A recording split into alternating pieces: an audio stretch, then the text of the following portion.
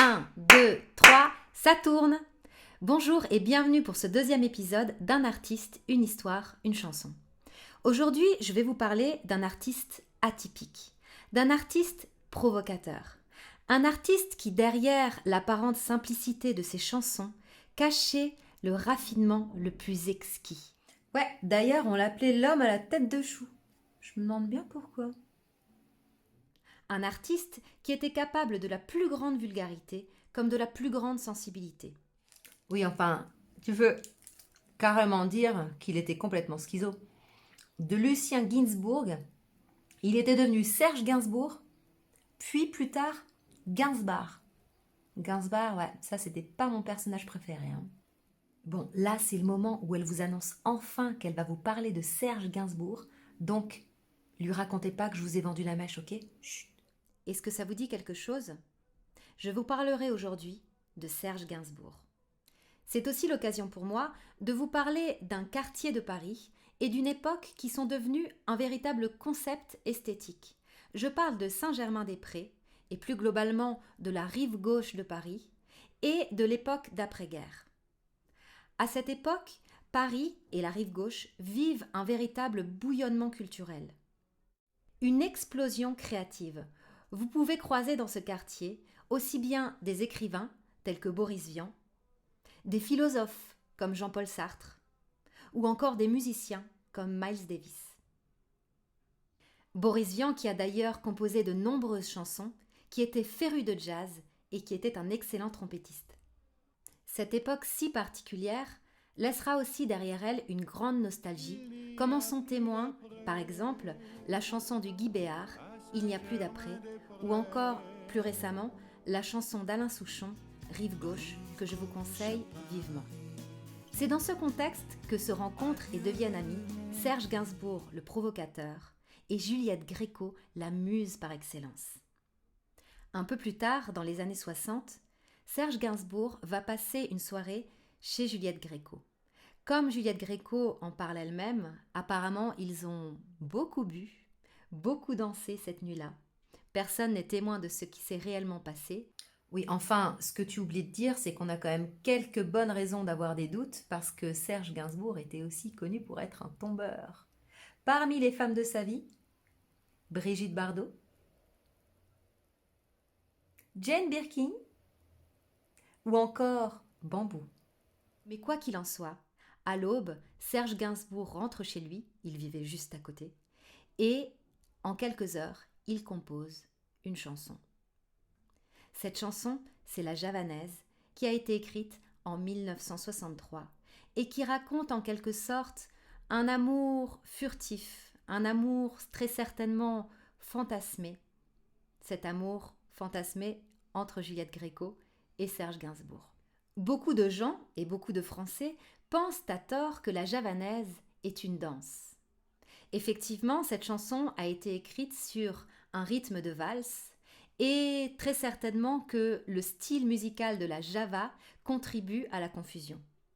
En réalité, le titre de la chanson fait référence à un argot parisien, le javanais, qui se pratiquait au XIXe siècle et qui consistait à crypter les messages en y ajoutant les syllabes ave ou ja. Par exemple, je vais vous faire un test, d'accord? Vous êtes prêts? Vous allez essayer de me décrypter le message suivant. Attention. Hein? Quoi? Qu'est-ce que c'est que ça? Hein? Ça va la vue, bavon javour à tavous. Cavo m'avant, ça va. Vous avez réussi? Allez, je vous donne la réponse. Salut, bonjour à tous, comment ça va? Et vous verrez donc que si vous écoutez attentivement la chanson, vous repérerez une allitération de consonnes sonores, le j et le v, qui donnent une saveur particulière à cette chanson. Petit conseil maintenant pour les personnes qui apprennent le français et qui ont des difficultés à prononcer ces consonnes. Si vous rencontrez des difficultés, c'est très certainement parce que vous mettez trop d'énergie dans la prononciation de ces consonnes. Ces consonnes ont leur équivalent énergique, leur équivalent sourd. Par exemple, le je peut devenir ch. Mais nous, on cherchera exactement le contraire. On va partir de ch, comme si on débranchait une prise d'électricité. D'accord? J'avoue, j'en ai bavé. Même chose pour le v. C'est des sons qui vibrent. D'accord? Il a aussi son équivalent énergique. Ce serait le f. Donc on fait exactement le contraire. F. On va retirer l'énergie.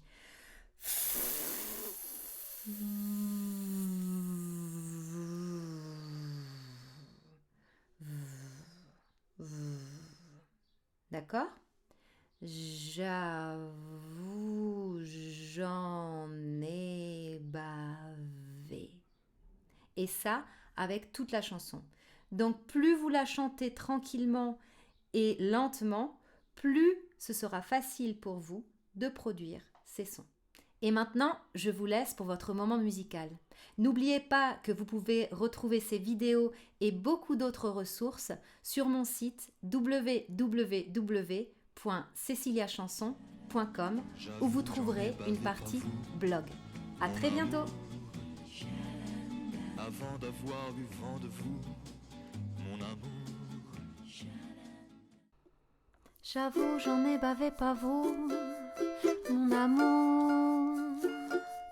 Avant d'avoir eu vent de vous, mon amour. Ne vous déplaise en dansant la javanaise. Nous aimions le temps d'une chanson. À votre avis, qu'avons-nous vu de l'amour? De vous à moi, vous m'avez eu, mon amour. Ne vous déplaise en dansant la javanaise. Nous aimions le temps d'une chanson.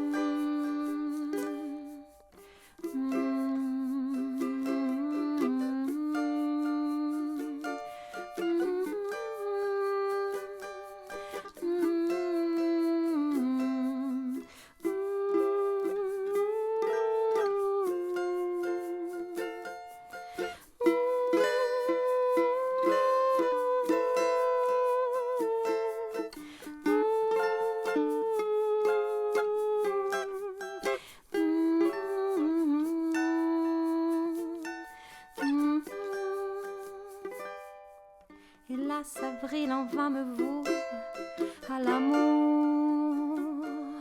J'avais envie de voir en vous cet amour.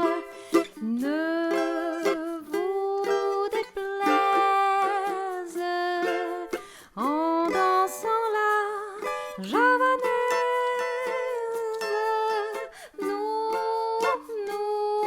aimions le temps d'une chanson. La vie ne vaut d'être vécue sans amour. Mais c'est vous qui l'avez voulu, mon amour. Ne vous déplaise en dansant la javanaise.